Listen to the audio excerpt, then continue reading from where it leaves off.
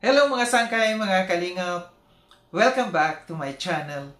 Ito po muli yung sangkay na si Sangkay Lods muling nagbabalik. Kumusta? Kumusta kayong lahat? Sana nasa maayos na kalagayan ng lahat. Dito sa Pilipinas or sa mga nasa ibang bansa, dobling ingat tayo, no? So mega love shoutout sa inyong lahat. Sa Team Sangkay Original, Team Sangkay Sponsors, Team Kalingap Kuival at na Kalingap Rob. Sa lahat ng aking mga followers, supporters, and subscribers. Sa mga lolos, lolas, OFWs, and PWDs. Mega love shoutout sa inyong lahat. And of course, I love you all. Ayan. Wag na natin patagalin pa, no? Itong ating pag-uusapan ngayon. Pag-usapan natin itong marami na ang gumawa ng reaction patungkol dito. Sa live ni Berador kagabi. Na meron siyang mga ibinulgar dito, no? Patungkol sa kanyang nalalaman, patungkol sa kanyang pinanghahawakan ng mga screenshots di umano, na merong mga nagbabash kay Kalingap Rob, merong nagbabash kay Jomar, no? Doon sa kanyang mga binasa, may mga binasa dito si Berador. And sa umpisa kasi, hindi ko masyadong naintindihan. Buong akala ko, ito yung FB page pa ni Yang Mi, no? Na yung sa Jomcar pa, yung pinanghawakan pa niya na FB page ng Jomcar pa noon. Kasi alam natin na si Yang Mi ay naging founder, no? Ng Jomcar dati. So, doon ko lang napag-alaman na ito'y pala ay FB page ni Yang Mi na yung grupo ng Mi Chris. Na yung sinabi dito yung Team Krista, no? And may mga binanggit dito may mga binasa dito si Berador. Sabi niya dito, hinihikayat na isa lang ang magmarathon sa premiere ni Kalingap Rob, no? Yung mga binanggit kasi dito marami kasi siyang dito binanggit. Sabi niya, bakit daw wala pang bahay si Krista? Pinaba si Jomar at Rob. Pati palipad na pag-uusapan, no? Ito yung mga binabanggit dito ni Berador. Hindi makakapagpabahay pag walang love team si Kalingap Rob daw. Hindi rin makakapagbabahay dahil walang sponsor si Krista.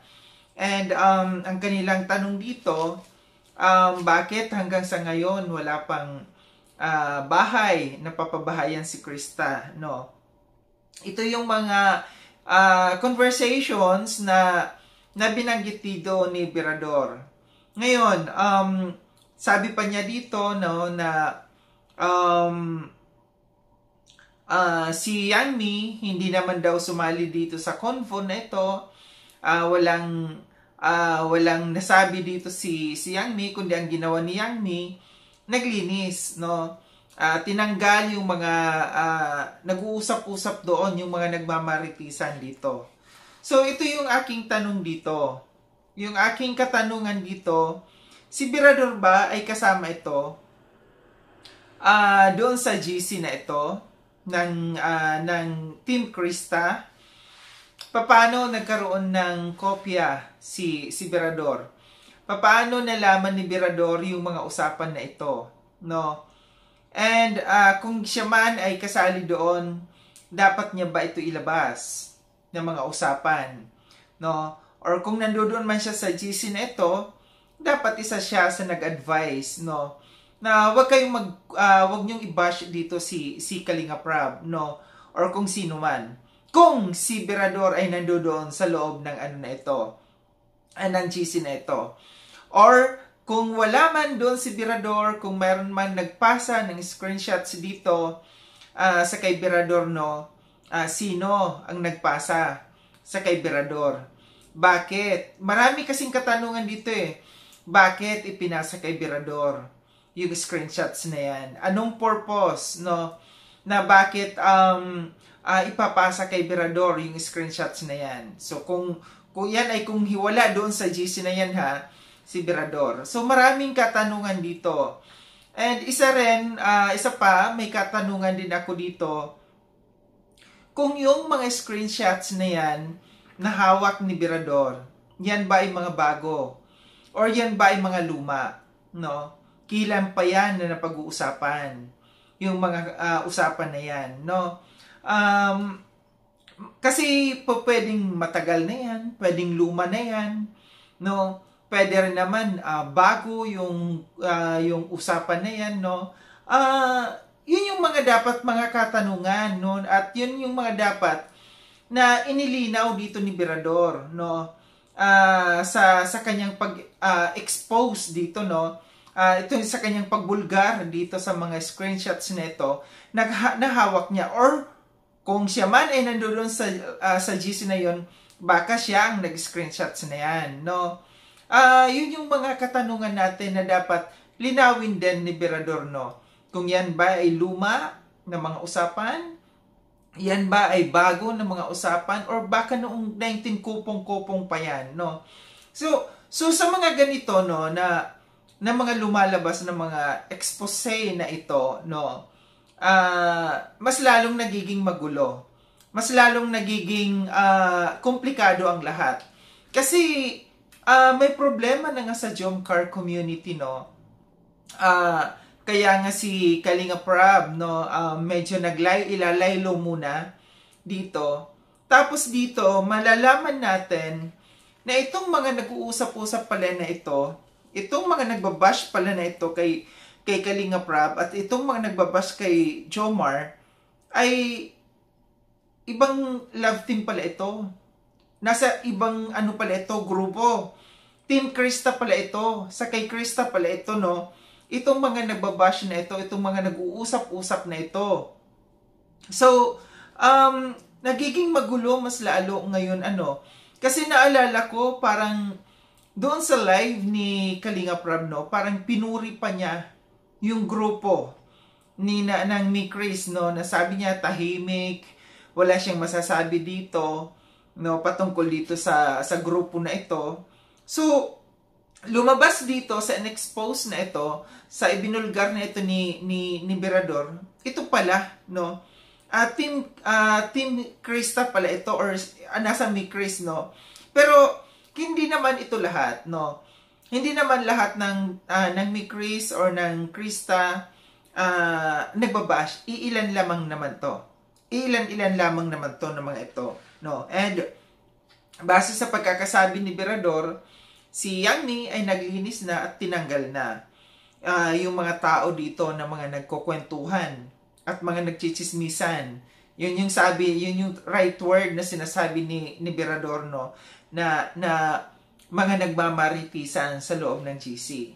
So, kahit sa ang love team, tandem, ng Kalingap ngayon, ni Kalinga Prab, ay medyo nagkakaroon ng issue, no. Itong inilabas na ito ni Birador, parang sumabay, isinabay niya ito dito sa issue, no, na mas lalong nagiging magulo yung issue ng Jomcar, no. And akala ko yung issue na ito na ipapalabas na ipinabulgar dito ni Birador ay konektado dito sa sa kay Jomar, no. Hindi pala. Nasa grupo pala ng Chris ito. So, yun yung mga katanungan ko dito na dapat malinawan natin. Ito ba ay si Birador, kung yung nakuha niyang mga usapan na ito, siya ba ay kasama doon sa GC na ito? Kaya nagkaroon ng siniwalat ito ni Birador, or may mga nagpasa lamang sa kanya? And anong purpose? Bakit inilabas ito ni Birador? Itong mga usapan na ito, na which is nasa loob lang naman, no?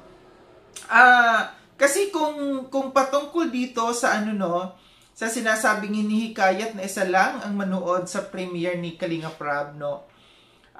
Pwede itong mapag-usapan, diretsa kay Kalinga Prab, no? Na pwedeng kausapin.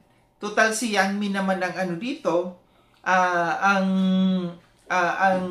founder or leader dito sa na ito, sa FB page na ito. Pwedeng kausapin, pwedeng mag-usap si Kalinga Prab at saka si si Yang Mi. Kausapin bakit ganito ang mga tao nyo, pero bakit kailangan expose ito ni Berador. And ito ba ay bago? Ito pa yung isang katanungan ko talaga dito. Nga napapaisip ako, itong mga isiniwalat na ito ni Berador, ito ba'y bago or luma na? Kasi baka naman ito'y noon pa, na gusto lamang mas lalong guluhin yung kalingap dito, no? So, parang gaya ng sabi ko, medyo magulo sa ngayon. Siguro kinakailangan nga talaga maglaylo muna, no? Advice ko lang para sa akin, no?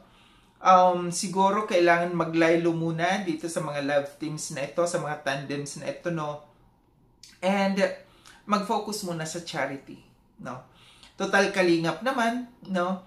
Yun naman talaga ang goal ng kalingap, yung tumulong or yung mag-charity. Dapat mag-charity muna. Set aside muna yung mga love teams na yan kasi nagiging magulo lamang. Mas lalong nagugulo at alam natin kung anong dahilan kung bakit nagiging magulo dito, no?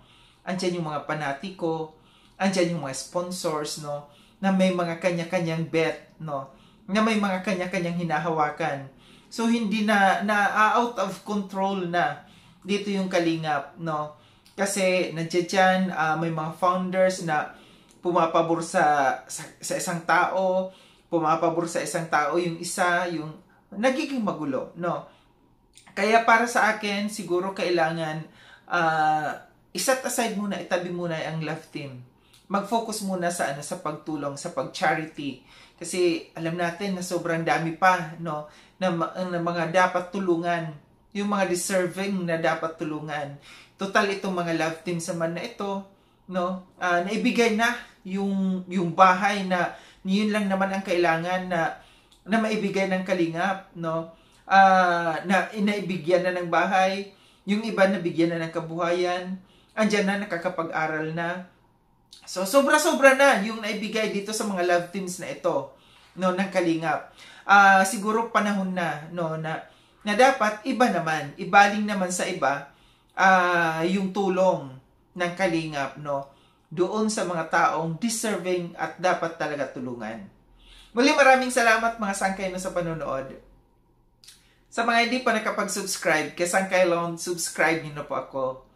Click yung notification bell para updated kayo sa lahat ng mga videos na aking gagawin. Like and share itong video na ito mga sangkay. Kita-kits tayo ulit sa susunod na video na aking gagawin. Ingat kayo sa ang dako ng munumang kinaroroon. Paalam na mga sangkay mga kalingap, paalam.